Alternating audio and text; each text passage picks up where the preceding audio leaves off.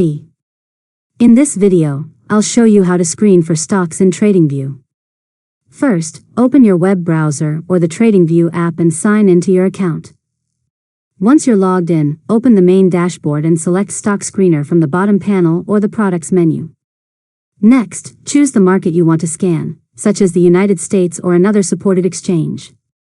The Stock Screener will display a list of companies along with key financial and market data.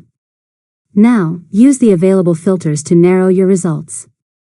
You can filter stocks by market capitalization, price, trading volume, sector, industry, dividend yield, P/E ratio, earnings growth, technical indicators, and many other criteria depending on your trading strategy.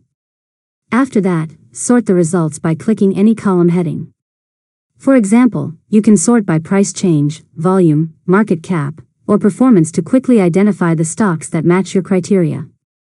Next, click on any stock in the results to open its chart.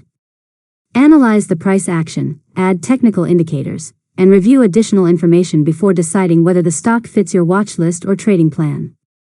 Finally, save your custom screen by clicking the Save option so you can quickly run the same scan again in the future without recreating all of your filters.